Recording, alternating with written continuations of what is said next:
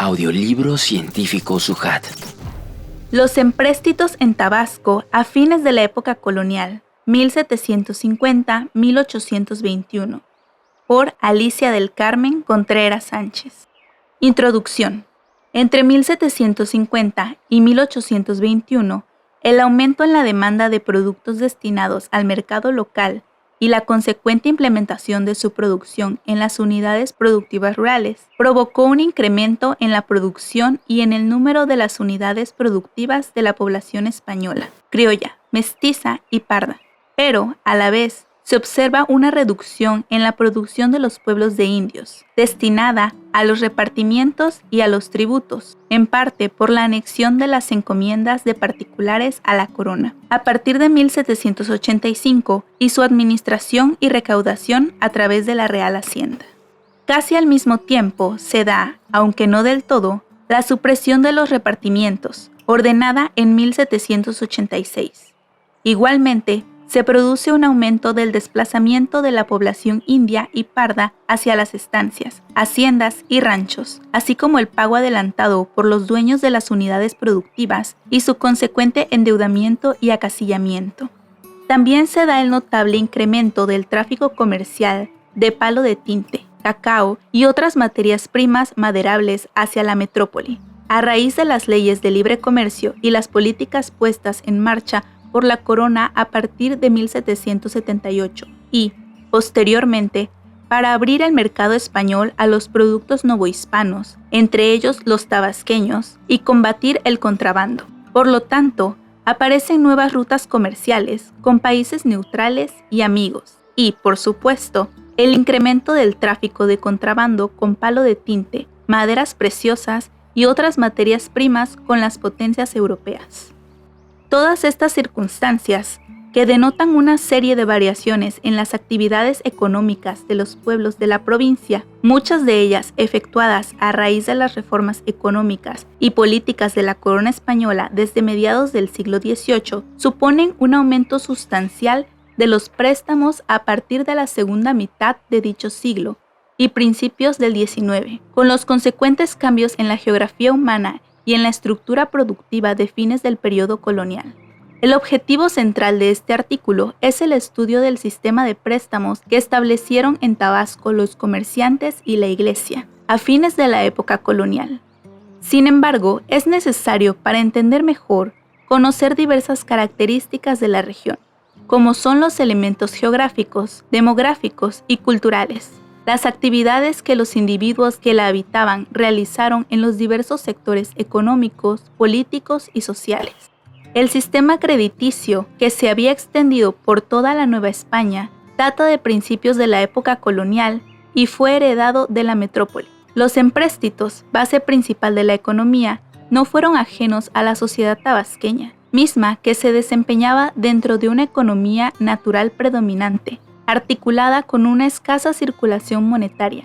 Ruggiero Romano señala que la escasez de circulante en la Nueva España fue provocada por dos razones fundamentales. 1. La salida masiva de monedas y metales del virreinato a través del gran comercio y del contrabando. Y 2. La acumulación de monedas en dos sectores muy definidos, la Iglesia y los grandes comerciantes.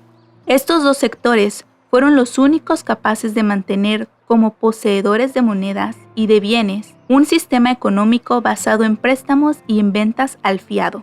Los adelantos y préstamos de bienes, productos y dinero transponían de manera directa a todos los actores y estratos de este mundo colonial.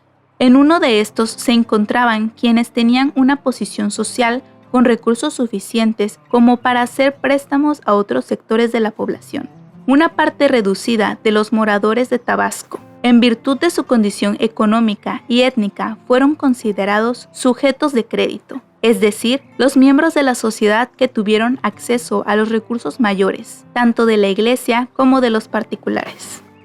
Los sujetos de crédito, tanto españoles como criollos, emplearon los bienes, dinero y efectos recibidos para el fomento y desarrollo de unidades de producción y otros negocios.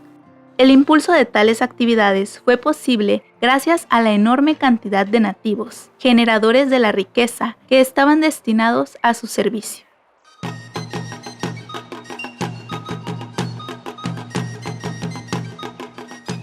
Población de Tabasco a fines de la época colonial.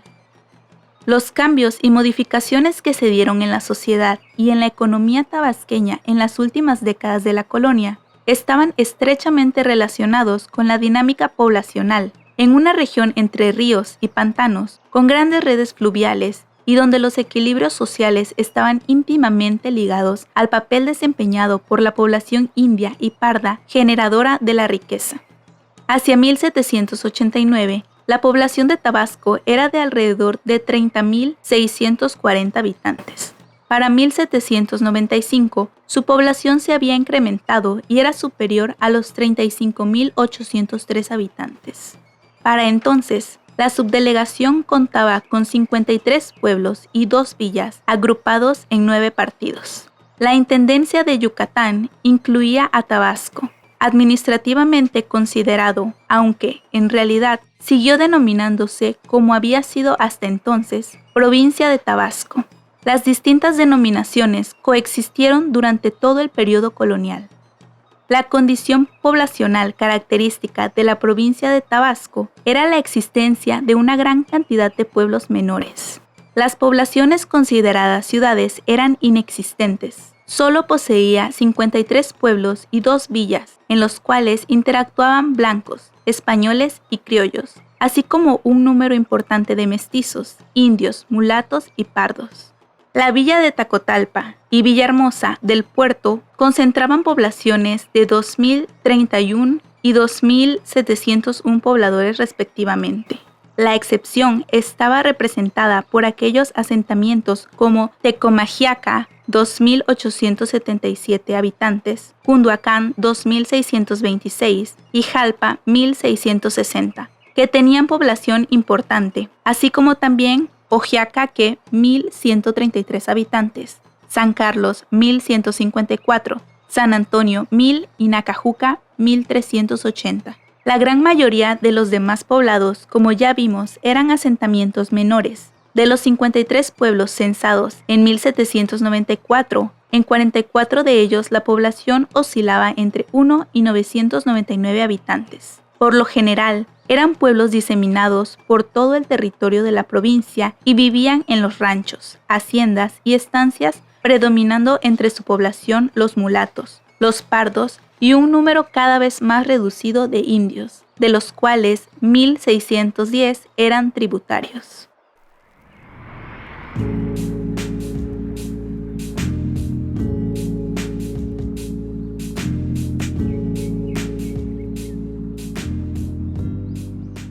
La circulación monetaria en Tabasco a fines de la época colonial. Uno de los elementos que permite ampliar la comprensión de la sociedad colonial de Tabasco es el análisis de los factores económicos locales. De manera particular, los mecanismos que se descubren a través del estudio del sistema económico amplían la comprensión de las diversas interrelaciones que existían entre la población, tanto la adaptación y uso del medio natural por parte de ella, como la serie de mecanismos específicamente económicos de esta sociedad. En este último ámbito, el uso y circulación de las monedas revela características esenciales de las sociedades colonizadas. Por una parte, hay que considerar que la moneda no fue el motor de la vida económica de las sociedades preindustriales, ya que la esfera monetaria no cubría el conjunto de la sociedad, puesto que habían vastas zonas de autoconsumo y de trueque, la llamada economía natural, que persistieron por largo tiempo. La escasez de monedas y las distintas calidades de ellas, el uso de pseudomonedas, los intercambios directos de productos y monedas de la tierra, cacao, por un lado, y por el otro, las obligaciones tributarias y diversas formas coactivas de acceso al trabajo, constituyen los principales puntos de conexión social a través de los cuales se organizan una diversidad de agios y formas de producción. Las estrategias predominantes permitían, por un lado, la acumulación de rentas, por el otro, la adaptación, resistencia o construcción de un espacio de autonomía o de simple supervivencia. Tanto unas estrategias como otras acuden al mercado o imponen la libre contratación. Estos dispositivos, basados en la escasez monetaria y en la coacción, definen las reglas de las transacciones acerca de cómo se gana y cómo se pierde. Concretan cómo se invierte, se consume y se intercambia. Esta fue la circunstancia prevaleciente en Tabasco y se tornó muy problemática durante los últimos años del periodo colonial, en el que la escasez de monedas y sus implicaciones en el proceso económico regional fueron parte crucial y determinante en las transformaciones que afectaron el campo y la sociedad de esa época. El elemento de mayor peso que aparece como una constante en todos los niveles fue la escasez de moneda en Tabasco. Estampa M. Carrera nos describe esta condición en los siguientes términos. Un peso redondo se miraba como reliquia y como curiosidad en manos de particulares. Los pesos que vienen de México, como el que entra del comercio de Veracruz, todos los sacan los registros que vienen de Cádiz y los extranjeros y naturales que entienden de comercio ilícito. La moneda macuquina era la que tenía mayor circulación, tanto para el trato y comercio al mayoreo como en el diario menudeo, ya que era raro el peso redondo y, además, estaba concentrado en pocas manos. La perenne escasez de circulante monetario, así como su concentración en unas cuantas manos, fueron factores que favorecieron decisivamente el establecimiento de un sistema dependiente de los préstamos y adelantos en casi todos los sectores sociales. En consecuencia, la economía se basó en mecanismos de intercambio desigual. Esta misma circunstancia favoreció de manera generalizada la aparición y afianzamiento del peonaje por deudas en las unidades productivas regionales y aletargó los sistemas de producción basados en la explotación coercitiva, fundados en una economía natural, con un alto grado de trueque y producción para el autoconsumo. Al igual que en otras regiones novohispanas, con actividades crediticias y donde las transacciones se realizaban con un importante intercambio de caudales, al observar de cerca la base social que la sustenta, es decir, donde se producen los bienes, se encuentra que en ellas no había monedas o circulante y que el instrumento que permitía el movimiento económico era el intercambio de productos a gran escala, así como la habilitación de las actividades productivas. Es posible resaltar dos aspectos en la economía de la provincia de Tabasco de fines de la época colonial. El primero, apreciable en los movimientos económicos consignados en los documentos notariales, se refiere a la sequía o escasez de circulante monetario. Y, el segundo, la ubicación de la mayor parte de la población en las provincias como inmersa en un sistema de economía natural, cuyas condiciones eran básicamente de subsistencia y autoconsumo, y donde el intercambio desigual de mercancías era mediante el trueque, con una escasa presencia de monedas. Las monedas que circulaban a mediados del siglo XVIII y hasta fines de la época colonial, aunque escasas, eran variadas. El valor de las monedas se fijaba por la cantidad de metal fino que contenían. Las había de oro y plata. Los pesos de plata ensayada eran monedas de alta ley, 22.5 quilates, 450 maravedíes, equivalente con el castellano antiguo. Le seguían en importancia las de plata fuerte, sellada y corriente. Durante la época colonial, numerosas compraventas y transacciones, incluso de carácter crediticio, se tasaron en monedas de oro común, con algunas menciones de las de plata.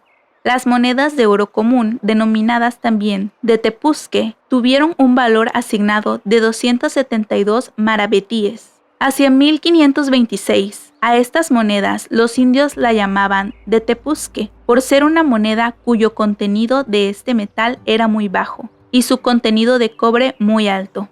Posteriormente, esta moneda de oro común ya no poseía oro, se elaboraba de plata de baja ley con aleación de cobre. Conforme avanzó el siglo, entre 1760 y 1770, estas monedas empezaron a ser desplazadas de la circulación y casi todas las transacciones se hacían en monedas de plata fuerte o corriente. También circulaban en Tabasco monedas más antiguas de cuño extranjero, las pesetas macuquinas, las de martillo, las cortadas, las pesetas de cuño español y las peruanas. Según Carlos Marichal, en la historia de la moneda mexicana, los tipos de moneda corriente pueden agruparse en legal y usual.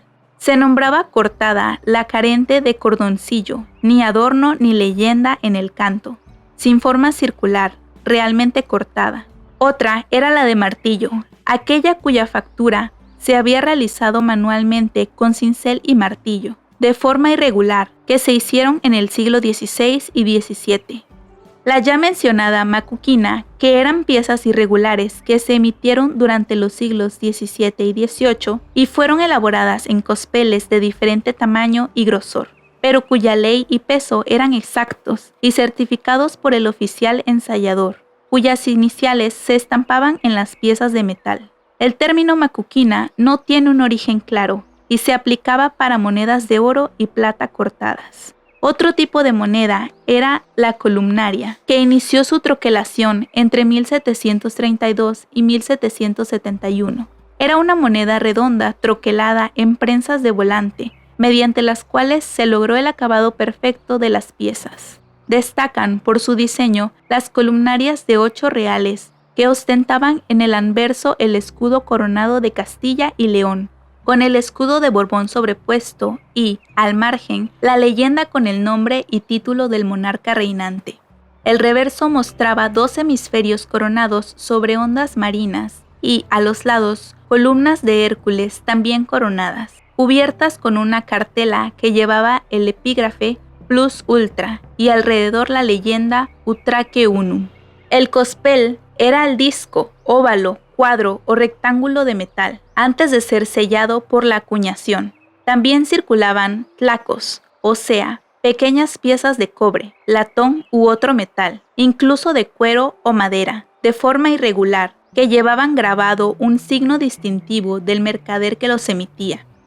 Los tlacos circulaban solamente en la respectiva plaza, sirviendo para que se contara con un instrumento para realizar transacciones.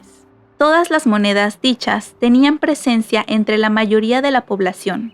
Las monedas macuquinas que circulaban se subdividían en 3 clases: piezas de 2 reales, piezas de 1 real y piezas de medio real. Estas monedas solo se empleaban para el trato interior de la provincia. Con ellas se realizaban tanto las transacciones del comercio al por mayor como las del comercio de menudeo o cotidiano. Con estas monedas se pagaban los tributos, los productos de las rentas del tabaco, pólvora y naipes, así como los derechos de entrada de los frutos que se introducían por Campeche, pero no eran aceptadas en los tratos y negociaciones que el gran comercio realizaba con el exterior, a excepción de La Habana, donde sí tenían aceptación como corrientes, y de igual forma circulaban las de clase semejante que venían de la isla.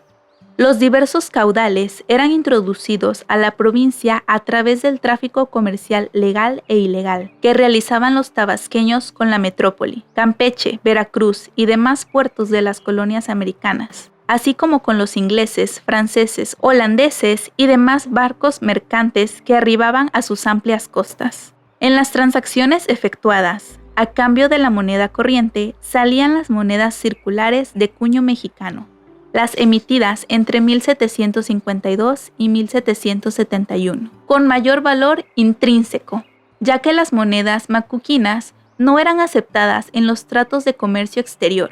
Además, como el intercambio que se ejecutaba en la provincia era, en buena medida, de materias primas locales de bajo valor monetario, a cambio de manufacturas de alto valor, es comprensible que los extranjeros se fueran con los barcos cargados de palo de tinte, maderas preciosas, cacao, zarzaparrilla, añiles y demás géneros de la tierra, más una buena cantidad de monedas mexicanas. El 18 de marzo de 1771, Carlos III había emitido una real cédula con la intención de retirar las monedas macuquinas, las de martillo y las circulares de cuño antiguo que circulaban ampliamente en las colonias de América Hispana, y ordenaba su reemplazo por las monedas mexicanas de nueva acuñación. La razón principal que dio origen a esta real cédula era la extracción masiva que hacían los extranjeros de la moneda redonda acuñada en la Nueva España, así como la introducción de grandes cantidades de monedas cortadas a través del tráfico comercial, sobre todo de contrabando, en detrimento de la Real Hacienda y del Estado. De acuerdo con la pragmática secreta de Carlos III, Las monedas de nuevo cuño eran de menor contenido de metal fino de oro y plata. Para dar cumplimiento a esta real orden, en junio de 1772, el virrey Antonio María de Bucareli y Ursúa emitió un bando para todo el territorio de la Nueva España. En él, solicitaba a los gobernadores lo difundieran e hicieran cumplir en sus dominios. Sin embargo, dadas las desventajas que representaba el cambio de unas monedas por otras, la aplicación trajo como consecuencia una reacción generalizada de oposición por parte de los poseedores de las monedas circulares mexicanas antiguas. La Intendencia de Yucatán no fue la excepción en el virreinato, por lo que rápidamente el gobernador Antonio María Oliver y el alcalde mayor de Tabasco, Sebastián de Maldonado, mandaron representaciones al virrey de la Nueva España, cada uno por separado, donde señalaban su obediencia y apego a lo solicitado en el bando. Acto seguido, los funcionarios dejaban claramente asentadas las graves consecuencias que traería para las provincias el cambio de moneda, a la vez que anticipaban la poca factibilidad de que la permuta pudiera hacerse en el término de un año, como había quedado estipulado en dicho bando. La razón primordial que se aducía, de nuevo, era que no había caudales con que llevar a cabo dicha permuta, a menos que las autoridades virreinales correspondientes suministrasen las cantidades necesarias del metálico de nuevo cuño oportunamente. Según lo citado por el gobernador de Yucatán y el alcalde mayor de Tabasco, los inconvenientes que veían en el cambio de moneda afectaban, en primer lugar, a los comerciantes y, en segundo, a la mayoría de la población española. A los primeros, en la medida que requerían del circulante para poder hacer sus transacciones, ya que dejaban de percibir las ganancias que les representaba. El inconveniente de mayor peso era la diferencia que había en el cambio de unas monedas por otras y la pérdida generalizada que esto representaba para la población que las poseía. Puede apreciarse claramente en la representación de los funcionarios de la provincia la oposición generalizada de la sociedad poseedora de moneda circular del viejo cuño al cambio por la de nuevo, lo cual hizo que el canje de la moneda antigua por la reciente se prolongara por tiempo indefinido, hasta fines de la colonia. A fines de 1772, los oficiales de la Real Hacienda de Tabasco notificaron que les traía muchos inconvenientes mandar a Campeche los envíos de lo cobrado por alcabalas, almojarifascos y tributos, y que esto retrasaría el cambio de moneda. En respuesta a dicha representación, el virrey autorizó, por única vez, el envío de los caudales desde las cajas reales de la provincia de Tabasco directamente hasta Veracruz y su transportación hasta la Real Casa de Moneda de México para su permutación. Igualmente, el virrey ordenó que el pago de los cacaos, propiedad del alcalde mayor o de particulares que habían sido enviados y los que en adelante se enviasen a Veracruz, México y Puebla para su venta, se remitiese en monedas de nuevo cuño, con excepción de aquellos granos cuyos propietarios hubiesen pedido su retorno en géneros y efectos. El alcalde mayor de Tabasco había solicitado el envío de remesas de monedas de nuevo cuño para poder iniciar los cambios, pues indicaba, en sus propias palabras, casi todo su vecindario son pobres y que no fácilmente podrán ocurrir a México al cambio de sus monedas, que casi todas son cortadas y el tiempo asignado es corto. No cabe duda que el cambio de una moneda por otra se intentó en un mal momento. En las cajas reales de Tabasco y Yucatán no habían caudales, incluso las remesas para el pago de las tropas se habían agotado. No había para atender las obligaciones del interior, por lo que ambas provincias requerían de apoyos exteriores para suministrar las pagas y préstamos corrientes. En 1772, el alcalde mayor de Tabasco solicitó el envío de unos 16,000 pesos para el cambio, que no sabemos si le fue remitido. De hecho, ya desde 1753 había solicitado un monto de 25,000 a 30,000 pesos, pero tampoco había sido cubierto. El cambio de las monedas no era favorable, ni fácil de llevar a cabo, dadas las múltiples restricciones tendientes a frenar por completo la permuta y que no lograban la ruptura de los viejos y necesarios hábitos de intercambio. En los documentos se argumentaba como una justificación al problema la incapacidad de la Real Casa de Moneda de refundir y emitir la nueva moneda para ponerla en circulación. Sin embargo, esta causa resultaba contradictoria, ya que la CECA de México era la más poderosa del mundo en esos años. lo que no correspondía con tal argumento. Más bien, se trataba de la negativa de la población para deshacerse de sus monedas antiguas y, mucho menos, hacer objeto del fraude que ello implicaba, lo que se podía apreciar en lo rápido que había calculado las pérdidas que les representaba el cambio. La población entre la que debía hacerse la conmutación estaba dividida en 3 grandes sectores, de acuerdo con su condición social, según los caudales que poseían y el modo como los aplicaban en su vida cotidiana. La primera clase o grupo estaba constituida por los indios, los vecinos y los soldados. Era la más numerosa, la que vivía al día, pues solo retenían de uno a otro día el dinero que adquirían como pago por jornales, industria y préstamos. La segunda clase estaba formada por la gente de comercio, grueso o pormenor, quienes en cuanto recibían el dinero que obtenían como producto de sus ventas, volvían a emplearlo en nuevas compras de géneros de vestir y comestibles, cuyo giro no podía cesar sin prejuicio de sus intereses. La tercera clase estaba compuesta por gente que no comercia ni da circulación constante a la moneda, es decir, aquellos que la atesoraban, la tenían guardada, sin uso de utilidad propia ni del público. De acuerdo con las necesidades de la población y a la mayor urgencia del dinero, el cambio de la moneda de nuevo cuño debía hacerse primero entre la gente de los 2 primeros grupos y, una vez lograda la permuta total en estos, se haría entre las personas del tercer grupo. La última clase descrita era la menos oportuna de preferirse para la sustitución de su moneda. La necesidad que se planteaban las autoridades reales del circulante destinado para los indios, pardos, mulatos y otras castas, aquella población de escasos recursos, resultaba innecesaria, ya que este sector de la sociedad mantenía un intercambio prácticamente sin monetario. Se movían casi en su totalidad dentro de la economía natural y el monetario que requerían era, en buena medida, para el pago de tributos y otras contribuciones. El cambio de monedas antiguas por las nuevas fue un proceso sumamente lento que se prorrogó muchas veces entre 1752 y 1806. Entre 1784 y 1789, en las cuentas de la Real Hacienda de Tabasco, se registraron pequeñas remesas de pesos de plata de nuevo cuño que habían llegado de la Casa de Moneda de México, las cuales se destinaban a la extinción de la macuquina. Estas oscilaban entre los 14,000 y los 25,000 pesos. Sin embargo, al parecer, a la Intendencia no llegaron tantos caudales, a excepción de los situados para pago a la tropa y funcionarios reales, que debían llegar anualmente, lo que no siempre sucedía. Todo parece indicar que había provincias de la Nueva España con mayor movimiento económico, a las cuales la Casa de Moneda daba prioridad sobre las de Tabasco. A esta provincia fueron llegando algunas pequeñas remesas, sin que lograran consolidar el tan solicitado cambio total de monedas, por lo que permanecían en circulación las macuquinas y las circulares antiguas.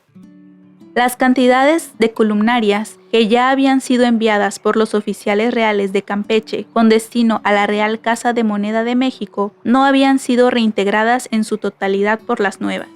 Hubo momentos en que, ante la necesidad de los oficiales reales de Campeche, Mérida y Tabasco de cubrir los pagos de la tropa, al no llegar los situados a tiempo, se vieron obligados a realizar los pagos con las mismas monedas que se habían recogido para el cambio. De esta manera, resultaba que las macuquinas y antiguas regresaban a la circulación por todo el territorio, con lo que el reemplazo se convertía en una meta inalcanzable. En las cajas de la Real Hacienda de Campeche, en 1791, apenas se había logrado reunir la pequeña cantidad de 6,977 pesos, 3,5 reales, incluidos en ellos los que llegaron de Tabasco. Todos los caudales de monedas de viejo cuño que se recaudaban en la Intendencia de Yucatán debían remitirse al puerto de Campeche, donde hacían acopio de ellas los oficiales de la Real Hacienda del puerto para su posterior envío a Veracruz, desde donde los oficiales de esta caja debían mandarlas a las cajas generales de México para su renovación. En otras palabras, los envíos registrados como de las cajas reales de Campeche estaban conformados por fondos de Tabasco, la Isla del Carmen, Mérida y caudales recogidos en dicho puerto. Según las cuentas de egresos de la Real Hacienda de Mérida y Campeche, se entendería que, de los 27,550 pesos que se enviaron para el cambio, 24,000 correspondían a Mérida. 3.550 a Campeche y los restantes 3.427 pesos de moneda columnaria antigua correspondían a lo enviado de Tabasco para su permuta. En enero de 1806, el virrey Iturrigaray ya no ordenó envío de remesas para la región. Solo preguntaba qué cantidad de monedas de oro podía facilitar la Real Casa de Moneda para enviar a la Intendencia de Yucatán. Entre el 27 y 28 de enero del mismo año, la respuesta del superintendente, del tesorero y de los ministros del Ejército y la Real Hacienda de México fue negativa en los siguientes términos: sintiendo como vuestra merced la imposibilidad en que me hallo de hacer este servicio. En síntesis, la sequía monetaria en la demarcación había sido prolongada y no conoció tiempos de bonanza bajo el dominio hispano.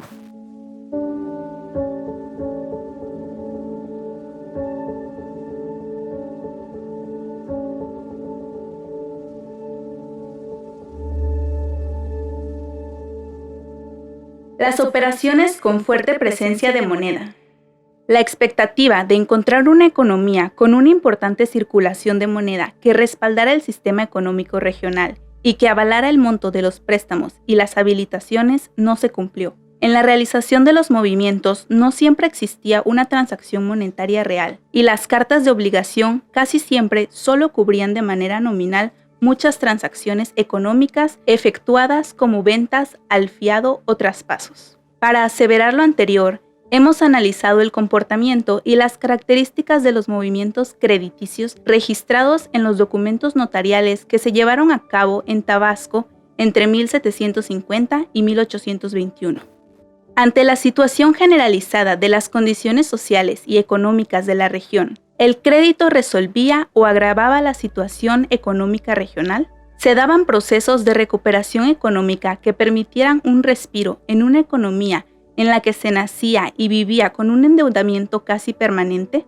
¿De qué manera la Iglesia y los grandes comerciantes pudieron seguir obteniendo recursos monetarios en una economía con una constante crisis de circulante? ¿Cuál fue el papel de la Iglesia yucateca como institución rentista?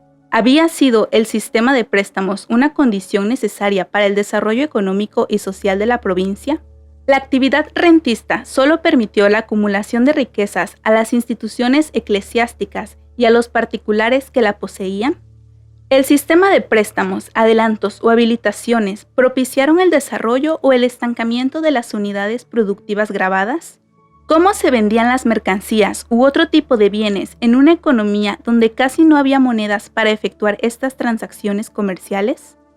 La pregunta central a que conducen todos estos interrogantes es: ¿puede hablarse de una sola economía a fines de la época colonial? Para responder tantos interrogantes hay que considerar la existencia de varias esferas económicas. Ruggiero Romano sugiere que estas esferas de la circulación no existían aisladas, sino más bien se encontraban articuladas entre sí, lo cual permitía el dominio de unas sobre las otras. Para desentrañar cada una de estas y las interrelaciones que rigieron el sistema productivo basado en los préstamos, se requiere el análisis de tres elementos básicos.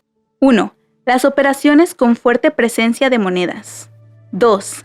Las operaciones menudas o del mercado cotidiano, regidas por instrumentos como los cacaos, cartas de obligación, vales, recibos, libranzas, libros de cuentas, un papelito simple, etc. Hasta ahora no hemos encontrado evidencia del uso de los tlacos en Tabasco en el periodo estudiado, instrumento de cambio muy extendido en otras regiones de México. 3. Las operaciones de la base social de las provincias, regida por el autoconsumo, totalmente dentro de la economía natural, en otras palabras, el trueque. Como en la mayor parte de la Nueva España, en Tabasco, la circulación de la moneda estaba limitada en muchos aspectos a la que acumulaba la Iglesia, a la esfera del gran comercio y a los estratos sociales más elevados. Por medio de un breve análisis, trataremos de conocer cómo se daba esta condición, quiénes conformaban tal esfera social y bajo qué condiciones funcionaba el grupo económico dominante. No se tienen muchas evidencias en lo que respecta a la condición acaparadora de monetario por parte de la Iglesia en Tabasco. Sin embargo, hemos encontrado algunos casos sobre importantes donaciones hechas por particulares. Un ejemplo de esto es la donación de 11,500 pesos a la iglesia de Villahermosa en 1760 por la señora Sartre.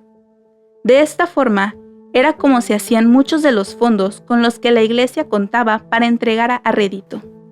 No hay que perder de vista que había otros fondos en posesión de la Iglesia, como los fondos del Juzgado de Capellanías y Obras Pías, los de la Fábrica de las Iglesias y de otras instituciones eclesiásticas que estaban también disponibles para ser otorgados a rédito.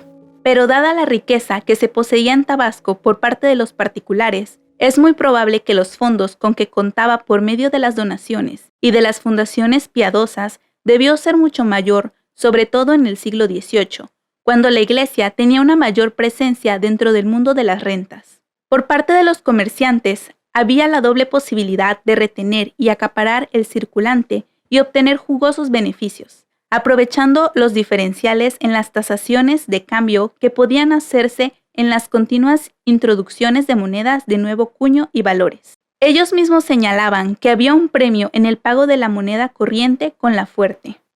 También manifestaron que, entre 1777 y 1779, por saber de antemano de la extinción de la moneda macuquina, solicitaron los comerciantes el cambio con un premio del 4, 5 y 6%. Por su parte, los comerciantes, entre 1780 y principios de 1782, cuando se verificó la extinción de la moneda macuquina, el premio de cambio fue entre el 8 y 12%. Esta situación se agudizó aún más en años posteriores. A principios del siglo XIX, cuando la política del cambio monetario se aletargó y no permitió el acceso de las monedas de nuevo cuño a todos los sectores de la sociedad que la requerían para sus transacciones comerciales.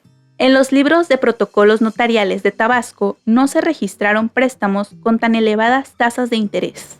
Los únicos que ahí se consignaron fueron los que cobraban el 5% anual. Sin embargo, es muy probable que aquellos se llevaran a cabo de manera privada, bajo acuerdos consignados en recibos, vales o libros de cuentas, sin recurrir a las instancias correspondientes ni a los instrumentos notariales de curso legal. Esta situación de incremento de las tasas de interés del dinero de los préstamos se debía a la escasez monetaria y a la creciente concentración de las monedas de cuño nuevo. El comercio de exportación era otro ámbito donde había una circulación monetaria significativa, ya fuera de curso legal o por contrabando. La fuente primera de la sangría monetaria era el contrabando, la salida de metales a través de los puertos de la Nueva España y las fugas de plata a través de los puertos de cabotaje. Si por la costa del Pacífico la salida de metales era importante, por el Atlántico era aún mayor, incluido Tabasco, por ser un importante productor y exportador de cacao, el tercer proveedor después de Maracaibo y Guayaquil de América, y por su explotación del palo de tinte, sobre todo comerciado con Veracruz, lo que le permitía obtener las monedas necesarias para el comercio ilegal. A este respecto, destaca el gran comercio de contrabando y la sangría de monedas que tenía lugar a lo largo de las costas de Tabasco, el Carmen, Campeche y Yucatán, que se daba junto con los movimientos generados en torno al comercio del palo de tinte. Amparado tras las actividades de la tintoria, se desarrollaba un dinámico mercado de intercambio ilegal de mercancías europeas y monedas de cuño mexicano. En el espacio marcado por estos tres puntos, Tabasco, Campeche y Yucatán, quienes dominaban no eran los españoles, sino los ingleses, franceses y holandeses. La atracción fundamental, o el pretexto según se vea, era el palo de tinte.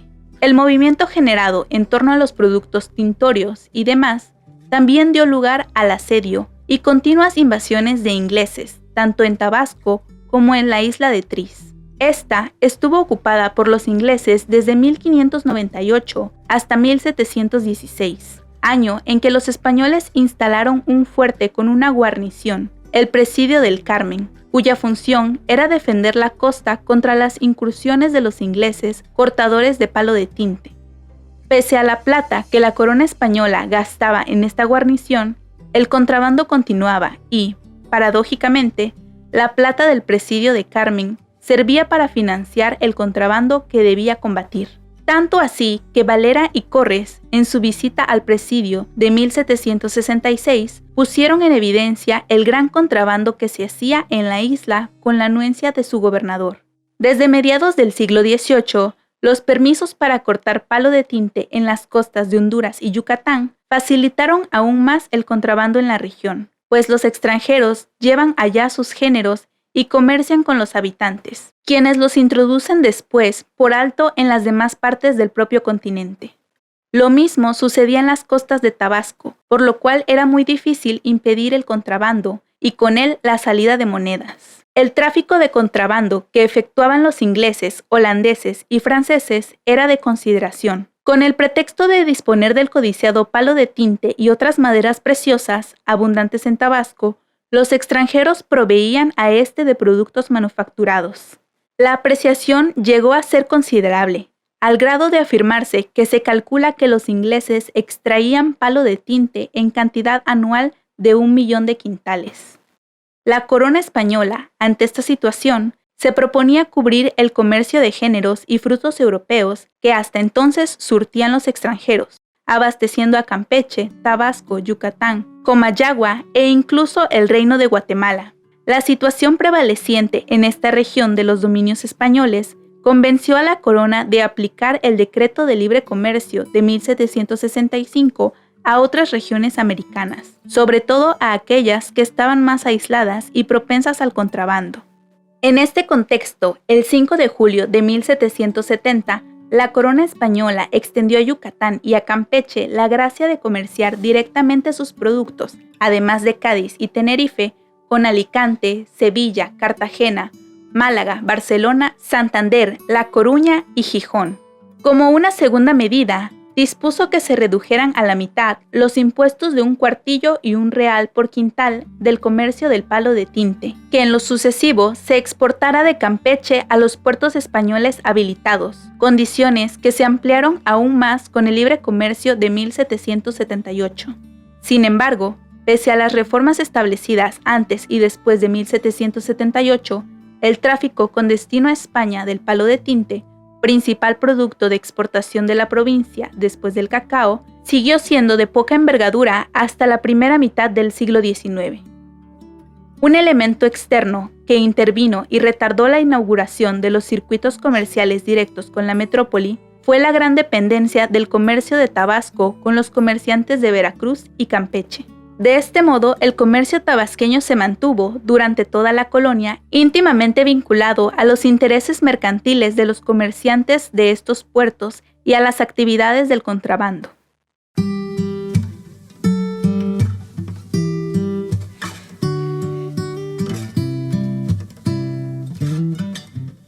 El sistema de préstamos. Es importante destacar el papel de la Iglesia, de los comerciantes y los particulares acaudalados como principales poseedores de circulante monetario y como importantes aviadores de una gran diversidad de actividades económicas en el territorio de la provincia de Tabasco. Ello nos permite acercarnos a los factores que intervinieron en los préstamos y conocer el sistema en que se desarrollaron. Esta sección del trabajo ha sido orientada a destacar el grado de participación que la Iglesia, los particulares y los grandes comerciantes mantuvieron durante los últimos años del periodo colonial en algunos sectores de la producción de la provincia a través de los préstamos, las hipotecas y los propósitos declarados y registrados ante el gobernador de Tabasco, en su función de escribano real y público a falta de este en la provincia. Mediante el análisis de los préstamos y del sistema económico regional, se intenta explicar cómo y en qué medida tuvieron injerencia en el surgimiento y afianzamiento de las unidades productivas como los ranchos, las estancias y las haciendas, así como la explotación del cacao, el palo de tinte, las maderas preciosas y otros productos agrícolas y ganaderos destinados al comercio exterior. También se intenta explicar su repercusión en la economía de las regiones productoras que se fueron conformando. Los préstamos que se dieron en Tabasco a fines de la época colonial, y más específicamente entre 1800 y 1821, pueden clasificarse de acuerdo con el origen de los fondos que se aplicaron a rédito. Un primer grupo comprende todos los movimientos realizados por la Iglesia de Yucatán e incluye los préstamos otorgados por los administradores de los bienes de la curia eclesiástica y los caudales destinados a la obtención de una renta. Están dentro de este grupo los bienes que otorgaron las iglesias parroquiales, los conventos, hospitales, el seminario, etc. Es muy importante no perder de vista que la Iglesia de Tabasco formó parte de la diócesis de Yucatán hasta avanzado el siglo XIX, y muchos de los préstamos otorgados por esta institución a los tabasqueños fueron autorizados por el provisor y vicario general, o sus representantes legales residentes en Tabasco. El segundo grupo estaba constituido por los préstamos otorgados por particulares. Aquí se concentraban todos los préstamos que otorgaron los comerciantes, estancieros, hacendados, militares, casatenientes, curas, presbíteros y demás individuos a título personal. La gran mayoría de los sujetos de crédito que tuvieron acceso a medianas o pequeñas cantidades de dinero o productos, insumos para la producción, aperos de labranza e incluso para la compra de propiedades rurales, no requirió de asegurarse ante documentos notariales, por lo que la gran mayoría de estas transacciones se llevaron a cabo a través de relaciones comerciales cotidianas o de intercambio entre personas conocidas, parientes o compadrazgos. Otras transacciones fueron realizadas con comerciantes, presbíteros y miembros de la administración real, quienes recurrieron a otro tipo de relaciones juradas como los libros de cuentas, libranzas, letras de cambio, etc., los cuales fueron consignados en los testamentos de muchos de los prestamistas para su buen cobro por los albaceas y herederos. Un ejemplo claro de lo anterior está registrado en Villahermosa, Tabasco, con fecha de noviembre de 1816 por parte de don José González, vecino del pueblo de Jalpa, quien, para su buen cobro y pago de pendientes, señalaba en sus propias palabras: «Declaro deber al señor cura de este pueblo, Jalpa, don Clemente Antonio García, la cantidad que aparece en un apunte en el libro de dicho señor. Declaro tener cuentas con el teniente coronel don Francisco de Tejada. Declaro que, cuando tenía algún manejo de bienes de fortuna y mi compadre don Patricio Tejada se hallaba en condiciones escasas, le hice algunos suplementos antes de irse a México. Puse las partidas y las sumé. En su hacienda seguía haciendo suplementos a su primera mujer, los cuales los llevo en mis apuntes». Se pueden enumerar un sinfín de estos testamentos, los cuales dejan en claro la forma como cotidianamente se llevaban a cabo las relaciones crediticias menores y otro tipo de relaciones de intercambio, en las cuales la moneda no tenía más que la función de emitir un valor nominal. El tercer grupo de préstamos fueron los otorgados por instituciones de la administración real, autorizados por el gobernador de la provincia con fondos de la hacienda pública. Como ejemplo, tenemos el préstamo otorgado a don Bernardo Vinagre, de la cantidad de 1,000 pesos, cuyo capital pertenecía al fondo de provincia del extinguido nuevo impuesto, con un 5% anual de interés e hipoteca especial a la hacienda que poseía dicho señor Vinagre. En 1811, doña Baltasara de la Lima como principal y, como fiadores, don José del Carmen Barceló y doña Micaela Ramos renovaron la deuda a través de reconocimiento y prórroga de este por fallecimiento del señor Vinagre y término del plazo anterior del préstamo. Una primera característica que se puede observar aquí es el monto importante de los préstamos registrados ante notarios, el gobernador y capitán general de la provincia, ante la falta permanente de escribano real y público. Incluso fueron los que mayormente se aseguraban ante este instrumento jurídico. Los administradores reales prestaban dinero del real erario. Esta situación se agudizó aún más en años posteriores, esto es, a principios del siglo XIX, cuando la política del cambio monetario se aletargó y no permitió el acceso de las monedas de nuevo cuño a todos los sectores de la sociedad que la requerían para sus transacciones comerciales. En los libros de protocolos notariales de Tabasco de 1750 a 1821, no hemos encontrado elevadas tasas de interés. Las únicas que ahí se consignaron fueron las que cobraban el 5%. Sin embargo, es muy probable que aquellos se llevaran a cabo de manera privada, bajo acuerdos consignados en recibos, vales o libros de cuentas, sin recurrir a las instancias correspondientes ni a los instrumentos notariales de curso legal. Esta situación de incremento de las tasas de interés del dinero de los préstamos se debía a la escasez monetaria y a la creciente concentración de las monedas de cuño nuevo. Durante estos años, también hubo comerciantes que realizaron préstamos a la Real Hacienda con sus respectivas tasas de interés. Se puede ver claramente la doble ventaja de los grandes comerciantes en lo que se refería al monetario, el acaparamiento y la usura, ya que tenían en su poder una gran cantidad de monedas acumuladas que les permitía realizar transacciones con considerables montos. Además, Su disponibilidad les daba la ventaja de efectuar sus movimientos crediticios en condiciones favorables para su economía. Pocas personas y familias concentraban los caudales monetarios y de productos. Se trataba de agentes comerciales de gran envergadura que concentraban no solo el monetario, sino también el acopio de productos, cargos públicos, tierras, y mantenían relaciones directas con los comerciantes gruesos de Campeche y Veracruz, como los Estrada, los Prats, los Sartre, Puig, Sáenz, Bulnes, entre otros. Entre los comerciantes con quienes comerciaban los tabasqueños y con quienes tenían comprometidos sus productos de antemano, sobre todo los de Campeche y Veracruz, había quienes eran poseedores de miles de pesos en efectivo, los cuales ocupaban para hacer sus transacciones con monedas de alta denominación en momentos difíciles, cuando se requerían y por los cuales imponían altos réditos. La víctima de este sistema usurario eran los comerciantes de Tabasco, quienes solicitaban al gran comerciante que le habilitase para la compra de cualquier tipo de insumos para el surtimiento de sus almacenes o casas comerciales. Se trataba de relaciones con agentes comerciales de gran envergadura que concentraban no solo lo monetario, sino también acopio de productos, cargos públicos y tierras, y que mantenían relaciones directas con los comerciantes gruesos de Campeche y Veracruz, como la Casa de Cosío, Moreno y Arteaga, Villa El Riego y la Herrán Humarán y Sajines, entre otros. Hacia la segunda mitad del siglo XVIII, la Iglesia realizaba la mayor parte de sus contratos crediticios bajo el sistema de depósitos irregulares, ya que estos garantizaban una mayor movilidad y rendimiento de los capitales. Para la Nueva España y Michoacán, se ha evidenciado de manera regular la aplicación de los instrumentos jurídicos denominados censos consignativos y los depósitos irregulares. Martínez López Cano señala que los censos consignativos se aplicaron con frecuencia en la Nueva España durante los siglos XVI y XVII.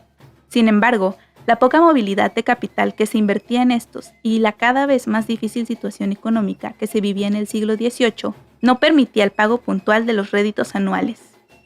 Esto último hizo que la Iglesia cambiara su política crediticia para recuperar los capitales aplicados a muy largo plazo.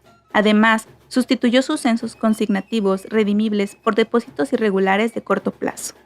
En Tabasco hubo diversos tipos de préstamos. Algunos de ellos fueron concedidos en dinero líquido.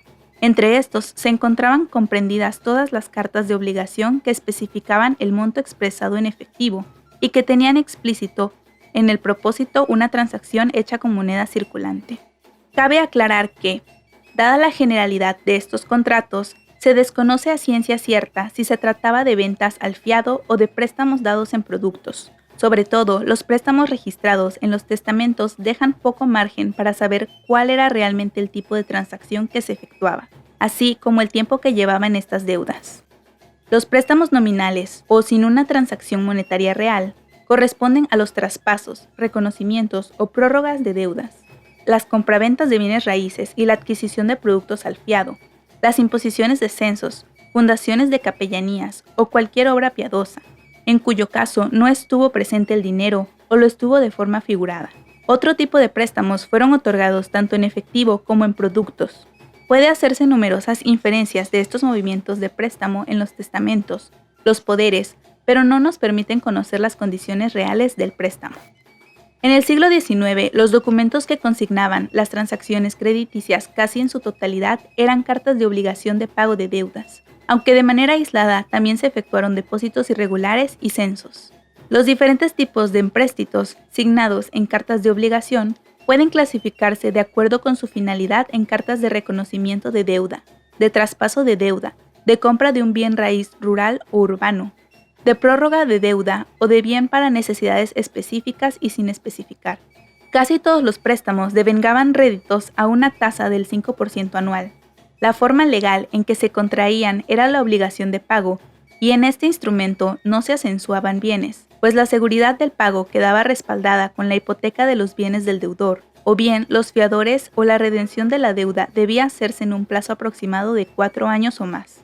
La solicitud de un préstamo a la Iglesia y sus instituciones requería de una serie de trámites que, generalmente, iniciaba con la petición de una determinada cantidad de dinero, dirigida al provisor y vicario general del obispado o a quien lo representase legalmente en la provincia, como los jueces eclesiásticos.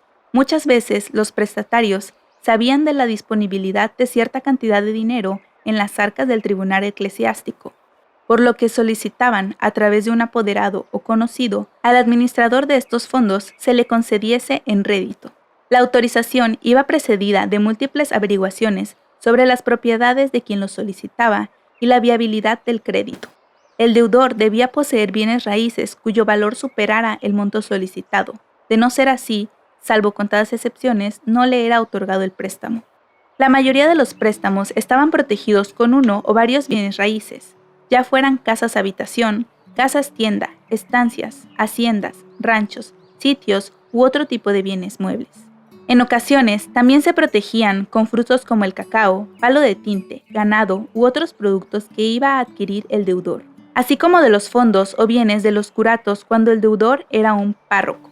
Las propiedades eran valuadas por el promotor fiscal u otro personal competente designado por los miembros de la iglesia. En casi todas las solicitudes de préstamo a la iglesia de Tabasco o a las instituciones que ésta administraba, estaban las declaraciones del solicitante sobre el valor de sus propiedades y los gravámenes que pesaban sobre ellas. En algunas ocasiones, cuando la propiedad o propiedades a hipotecar no tenían el valor suficiente para asegurarlo, o ya pesaban sobre ellas varios gravámenes, no se autorizaba el monto solicitado, sino uno menor. Entre 1750 y 1821, para asegurar la inversión de algunos fondos en Tabasco, era requisito la existencia de 2 o más fiadores que se comprometieran al pago total del principal y de los réditos vencidos, en caso que el deudor no tuviera suficientes bienes que garantizaran la redención del mismo. Generalmente fungían como fiadores parientes, comerciantes, hacendados, militares y oficiales de la administración real. Cuando los deudores no lograban cubrir la deuda a tiempo o cuando murieran sin haberla redimido, los prestamistas recurrían a los herederos y a los fiadores, quienes tenían la obligación de cubrirlo. Los préstamos casi siempre eran cancelados en efectivo o en productos, según lo especificara el contrato. Si no se lograba la redención del capital, se recurría a la cesión o decomiso de los bienes hipotecados. Sin embargo, cuando no se lograba la recuperación del principal, pero se cumplía con el pago anual de los réditos, se podía lograr una ampliación del plazo, a través de un nuevo contrato de prórroga o mediante la firma de una nueva carta de obligación. Cuando el prestatario o deudor cubría el principal, el acreedor lo notificaba a la notaría para que se elaborase un nuevo documento llamado cancelación, con el que anulaba parte o la totalidad del compromiso adquirido.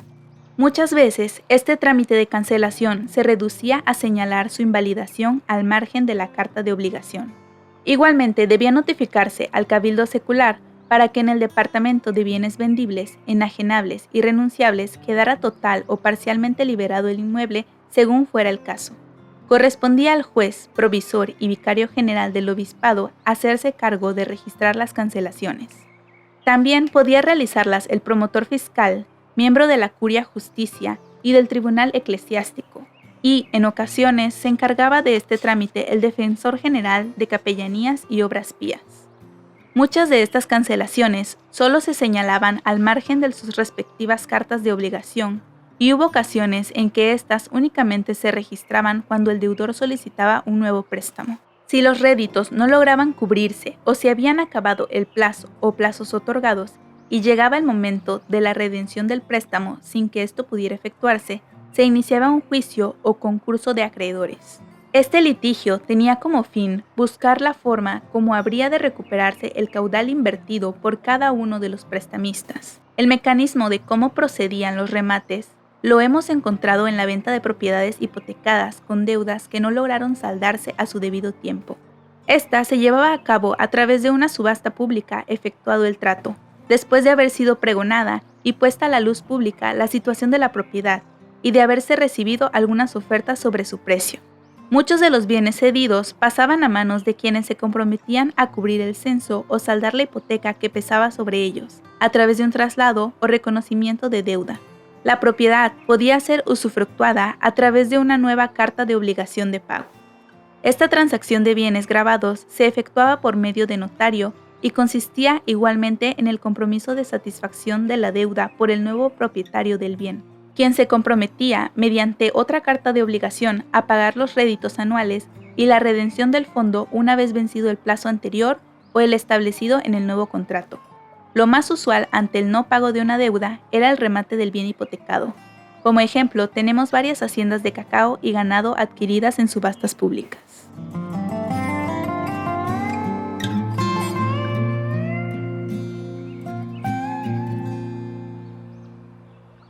Remate realizado el 18 de septiembre de 1802. Compareció don Antonio Alias y Franco, regidor perpetuo del antiguo ayuntamiento de la villa de Tacotalpa y vecino de Jalapa, quien tiene un documento a favor de don José Rolderat, vecino que fue del puerto de Jalapa, en la subasta de la hacienda San Antonio en la cantidad de 13,389 pesos, un tercio menos de su valor, que ofrece don Ignacio Martínez. Dado que el precio que se ofrecía era muy bajo, el señor Rolderat decide comprarla él mismo, reconociendo las deudas que hay sobre la propiedad. Las condiciones del pago se estipularon como sigue. Se ha de pagar 3,000 pesos de contado y queda obligado Rolderat a pagar 1,500 pesos cada año hasta cubrir la citada cantidad. La hacienda tenía, además, un gravamen de 500 pesos con un rédito de 5% anual, correspondiente a la parroquia de San Juan Bautista de Villahermosa. El señor Rolderat falleció el 3 de junio de 1811, por lo cual se traspasó la deuda a sus herederos.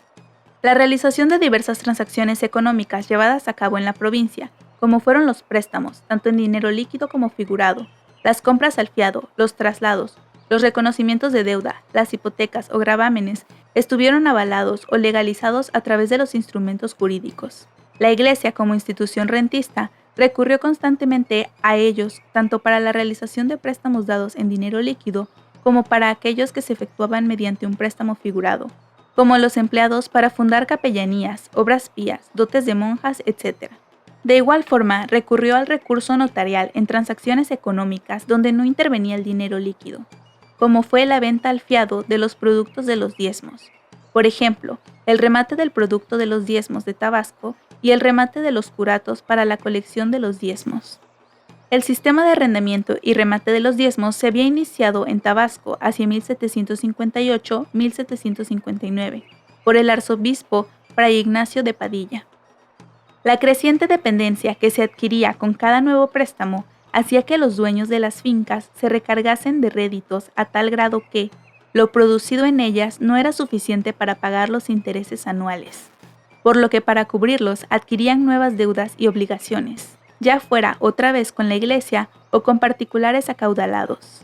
Finalmente, muchos prestatarios terminaron por perder sus propiedades, mismas que iban a parar a manos de sus acreedores, quienes a través de la venta o remate de dichos bienes lograban un mayor caudal y un mejor control de la sociedad que dependía de ellos.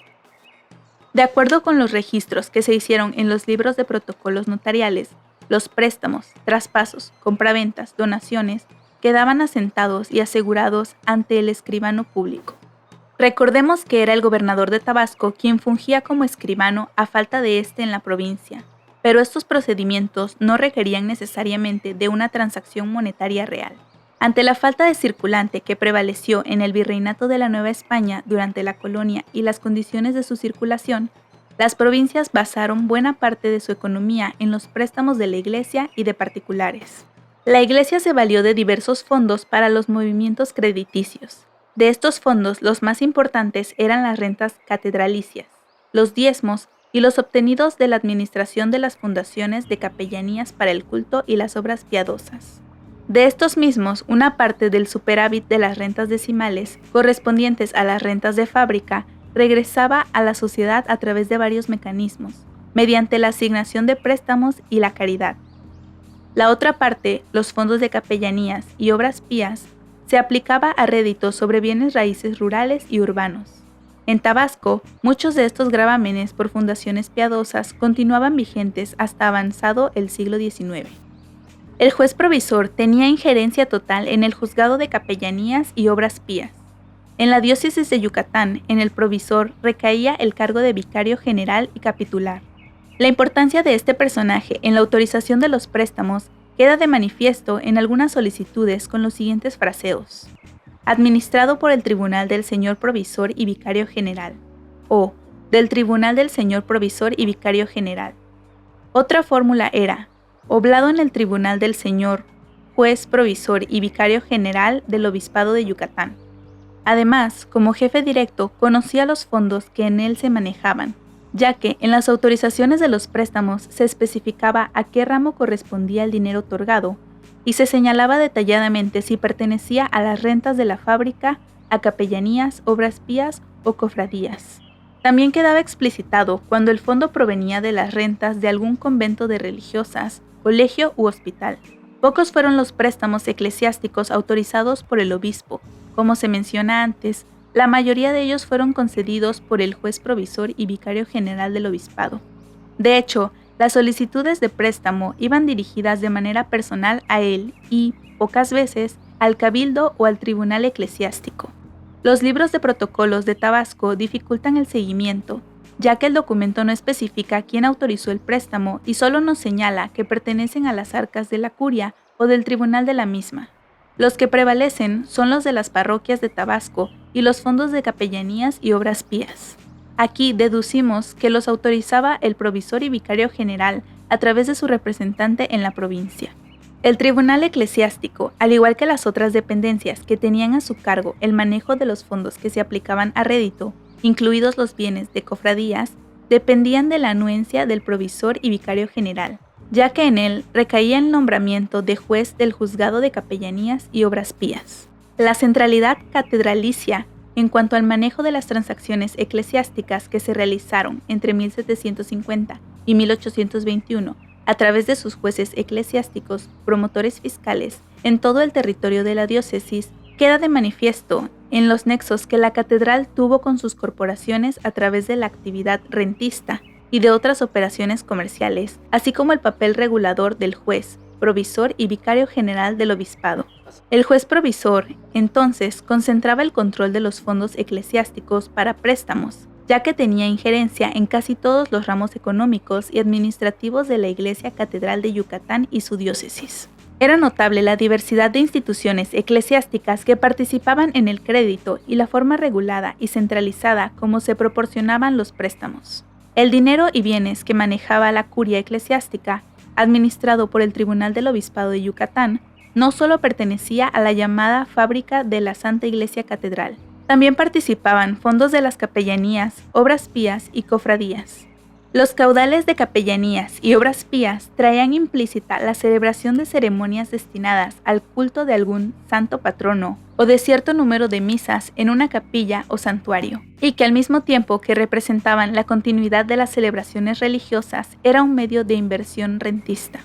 Su existencia traía contenida, a través de una aplicación rentista, con todo lo que ello implicaba, la utilización de un fondo destinado a la manutención de capellanes, estudiantes, huérfanos, dotes para doncellas, niños expósitos y otras actividades de tipo educativo, benéfico, hospitalario o de caridad. Asimismo, esta institución se hacía cargo de los concursos de acreedores y otras diligencias necesarias para el buen cobro de los réditos y la recuperación de los principales. Además, tenía jurisdicción sobre los fondos de otras instituciones, como el convento de religiosas, de los franciscanos, los hospitales y los colegios. En la investigación se encontró una concentración de actividades entre los deudores. Predominaron entre ellos los comerciantes, estancieros, militares y hacendados. Llama la atención la presencia del grupo de los militares, generalmente capitanes a guerra y tenientes, algunos de ellos afincados en el presidio del Carmen, Campeche y Tabasco, regiones cuya actividad económica en esos años estaba dirigida a la explotación de los tintales para su exportación. Los militares alcanzaron préstamos con montos entre los 3.150 y los 7.600 pesos, lo cual habla de un buen respaldo material que garantizaba la inversión. En los préstamos eclesiásticos se involucraron personas de todos los estratos sociales y económicos, pero fundamentalmente estuvieron dirigidos a un sector muy activo de la economía, el cual poseía recursos económicos y bienes muebles y raíces que garantizaban la redención del capital invertido. El único sector de la población beneficiado por estos préstamos fue el de los españoles peninsulares, los criollos y tal vez algunos mestizos. Muchos, entre los últimos, eran hacendados, estancieros, encomenderos, comerciantes, clérigos, militares y funcionarios reales. La importancia que tenían las propiedades rurales de Tabasco se aprecia en los préstamos. Para fines de la época colonial, Los empréstitos que otorgaban las instituciones eclesiásticas registraron como hipoteca alguna propiedad rural y propiedades urbanas como casas habitación, casas tiendas o solares, y los fiadores eran quienes principalmente respondían por los préstamos. Algunas de las propiedades rurales nunca estuvieron libres de gravámenes, pues desde su fundación habían sido hipotecadas por sus propietarios, en la solicitud de un préstamo a la iglesia o a algún particular para comprar las tierras o para fomentar la propiedad. Algunas de ellas venían gravándose desde el siglo XVII, lo que indica que, desde su fundación o al poco tiempo, sus propietarios requirieron de liquidez para poder fomentarlas, y durante más de un siglo arrastraron gravamen tras gravamen.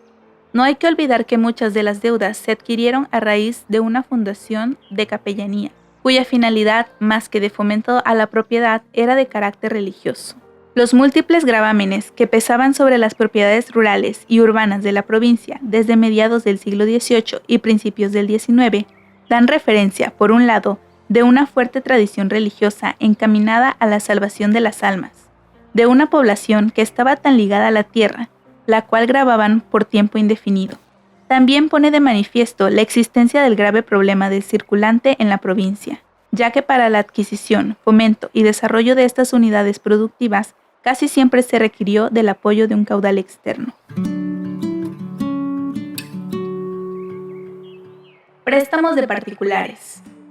El incremento de la demanda del mercado local y externo obligó a dirigir sus actividades a la explotación de sus unidades productivas y la explotación de los recursos forestales que el mercado externo estaba demandando. Los pobladores requerían establecer rancherías alejadas de los pueblos y su jurisdicción, a fin de alcanzar los tintales y las maderas preciosas, por lo que sus habitantes, como principales abastecedores de esta fuerza de trabajo, dejaban de producir muchos de los artículos de consumo que requerían para supervivencia, llegando incluso a escasear el maíz, principal artículo de subsistencia. No es de extrañar que la mayoría de las haciendas cacauteras, así como los ranchos arroceros, además de las haciendas dedicadas al cultivo de la caña para la elaboración de azúcar y aguardiente, en la región de Campeche y Tabasco, hayan tenido que recurrir a los préstamos para atender su déficit.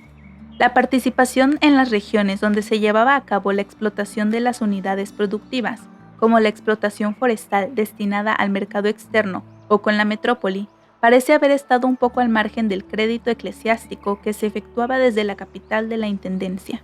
Fueron los caudales de los comerciantes yucatecos, campechanos y veracruzanos los que aquí se aplicaron. Los préstamos que se otorgaron a cortadores de palo de tinte fueron concedidos por comerciantes particulares. Los comerciantes campechanos más cercanos a las zonas de explotación de los tintales y con intereses en el comercio de exportación a la metrópoli y el contrabando, entraron en acción a través del avío a los rancheros cortadores de palo de tinte y maderas preciosas, así como de otros productos como la vainilla, el cacao, la panela y otros sectores productivos de interés para sus actividades comerciales. Las transacciones declaradas como otorgadas en productos o para pagar con ellos, a pesar de su poco monto, pueden clasificarse de acuerdo con el sector o sectores de la economía local a que se destinaron o del que provino la redención de estos. Un buen porcentaje de estos préstamos fue para necesidades diversas, es decir, en ellas no se especificó el propósito de la deuda. Para estos años, en sus testamentos, algunos comerciantes señalaban préstamos que continuaron registrándose a través de otros documentos jurídicos como letras de cambio, pagarés y otros muchos anotados en sus libros de cuentas con el mismo fin. Los presbíteros, curas o párrocos también otorgaron préstamo a título personal, salvo excepciones en que actuaron por orden del provisor y vicario general, o como mayordomos de algún convento o albaceas testamentarios. Sus caudales quedan excluidos del sector eclesiástico por el carácter personal que tenían, ya que los montos o bienes otorgados a rédito eran propios y tuvieron como objetivo el usufructo individual de una renta. Aplicaron parte de sus excedentes procedentes del diezmo o de su patrimonio particular en actividades productivas del campo, en la adquisición de bienes raíces rurales y urbanas, en préstamos a título personal y otros rubros destinados a obras de caridad de la Iglesia Catedral. En los préstamos registrados en los libros de protocolos notariales, varios presbíteros aparecieron adquiriendo propiedades rurales que estaban grabadas y que eran rematadas por la curia. Igualmente, actuaron indistintamente fundando o administrando capellanías, cofradías u obras pías. Los préstamos de particulares se dirigieron a la habilitación directa al consumo, a las haciendas, a los comerciantes de los pueblos, para habilitar a los hacheros cortadores de palo de tinte y maderas preciosas, etc. Entre los deudores o prestatarios estaban los tenientes y capitanes a guerra, los subdelegados, comerciantes y algunos clérigos. Muchas de estas deudas menores son más difíciles de rastrear. Es en los testamentos donde los comerciantes y usureros detallan, en ocasiones, las deudas que tenían, ya que se consigna que muchas de ellas estaban registradas en sus libros de cuentas, en donde las hallarían sus herederos para su buen cobro. Un número importante de préstamos se destinaron a los sectores productivos y de consumo de la sociedad. Quienes tuvieron acceso a estos préstamos fueron los medianos prestatarios. Sus caudales fueron aplicados para la habilitación de encomenderos, estancieros, hacendados medianos, para la adquisición de propiedades rurales como estancias, haciendas, ranchos, sitios, ganado y otros insumos de sus unidades productivas. También para compra de propiedades urbanas como casas habitación, tiendas dedicadas al mediano comercio y solares, para cubrir dotes y algunas necesidades cotidianas. Entre este grupo medianamente pudiente se encontraban los oficiales reales, algunos miembros del cabildo secular, militares y clérigos, quienes también recurrían a este tipo de habilitación para el buen desempeño de sus negocios. Estos préstamos se otorgaron también, sin duda, a miembros de la élite, al sector más pudiente de la sociedad, cuyos caudales fueron destinados al comercio exterior o al gran comercio, a la compra de casas, estancias y haciendas de alto valor, así como a habilitar con insumos las grandes unidades productivas y la adquisición de bienes suntuarios. Dentro del grupo de los principales aviadores de la provincia se encontró una relación directa entre su actividad comercial y su participación en el poder político. Muchos de ellos ocuparon en algún momento el cargo de alcalde ordinario o el de regidor perpetuo, así como el de procurador. Cuando no era uno de ellos, algún familiar directo era quien estaba establecido en el núcleo del poder secular o en el eclesiástico.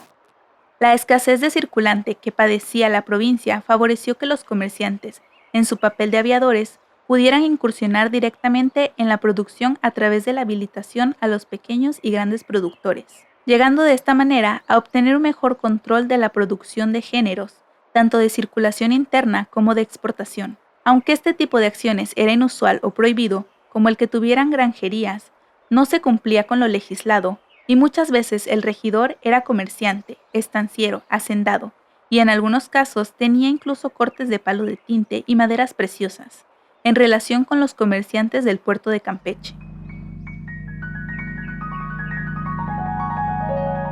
Conclusiones.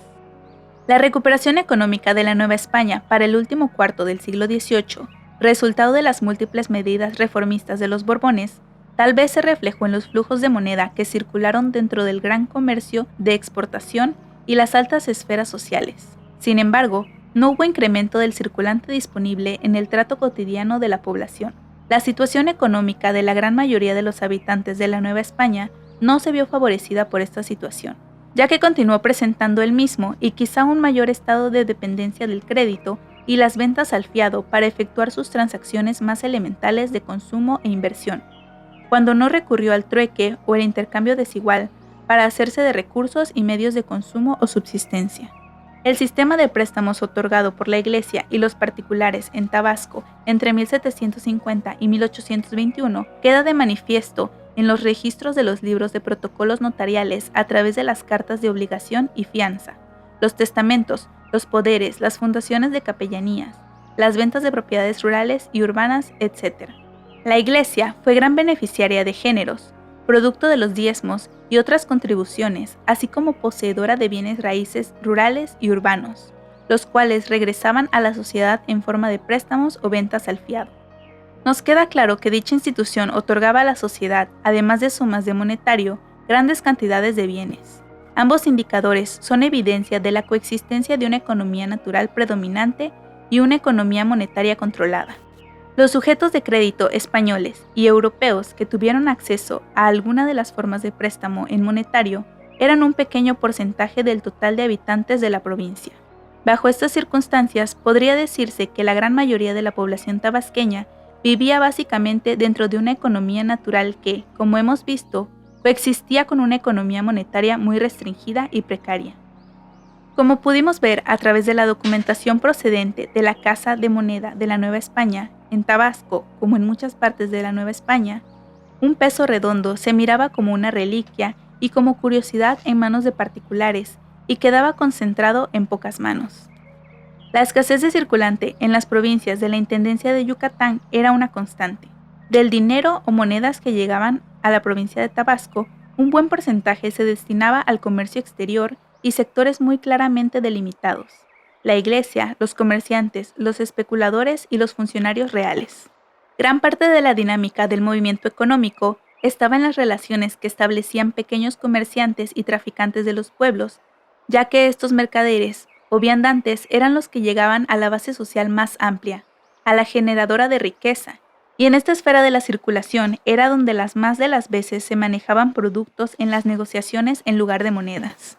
Cuando había circulación monetaria, esta era restringida para el atesoramiento o bien para el pago de los tributos y demás contribuciones. La moneda aquí tenía un tránsito muy rápido, de manos del habilitador al productor, y éste tenía que transferirla inmediatamente para el pago de las múltiples cargas que pesaban sobre él. En esta parte de la sociedad se materializaba de manera más aguda y evidente la realidad del resto de la sociedad, precisamente en el sector generador de la riqueza, proveedor de la fuerza de trabajo y géneros de la tierra para el comercio local, regional y de exportación. Este grupo estaba constituido por la gran mayoría de la población de la provincia, la de menos recursos que habitaban en las ciudades, villas, pueblos, incluso dentro de las haciendas, ranchos y demás asentamientos. Esta población estaba ligada a un sistema en el que la subsistencia se basaba en una economía de autoconsumo, con escasa presencia de monedas y circunscrita de manera coercitiva en un ámbito de intercambio desigual de productos por parte del repartidor, el productor, el traficante o intermediario del consumidor.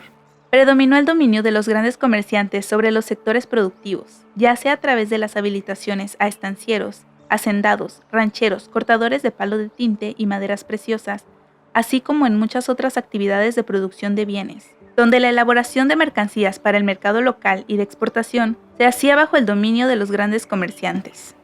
En estas regiones, el capital comercial estaba destinado sustancialmente al tráfico de mercancías, del agio y a generar relaciones sociales de producción que convertían a los productores en grupos subalternos del estrato social mercantil. La forma de dominación social emanaba no del proceso productivo, sino de la circulación del gran comercio. También había sectores de la economía que estaban más claramente dentro de la esfera monetaria, en donde podemos ver que ambas economías podían coexistir. Dentro de la esfera de la circulación monetaria, la economía era mucho más lenta. Los créditos de muy largo plazo son un ejemplo de ello. Máxime que para alcanzar la liquidez, en el mejor de los casos, o para la devolución de un crédito, habrían de pasar un mínimo de 4 años, que casi nunca bastaban para ello. En el sistema de los préstamos o ventas al fiado se privilegiaba la gran movilidad de bienes, más que del monetario, pues en sus transacciones predominaban las formas no monetarias. En términos generales, podemos concluir que las causas principales que favorecieron la intervención directa de los grandes comerciantes y la Iglesia en la economía novohispana colonial se debió, entre otras circunstancias, al ambiente de penuria y escasez de moneda, dada la exportación masiva que los grandes comerciantes hacían de esta a través de sus transacciones comerciales con el exterior. A lo anterior se sumaba la acumulación de monedas y de géneros por las instituciones eclesiásticas y los grandes comerciantes. La existencia de un mercado colonial consumidor cautivo de la producción europea y el ser productor de plata y otros productos dirigidos directamente a la exportación, así como la existencia de un mercado regional desarticulado con un intercambio desigual de mercancías enmarcado dentro de un sistema de economía natural, atravesado apenas por la moneda dada la constante escasez de circulante.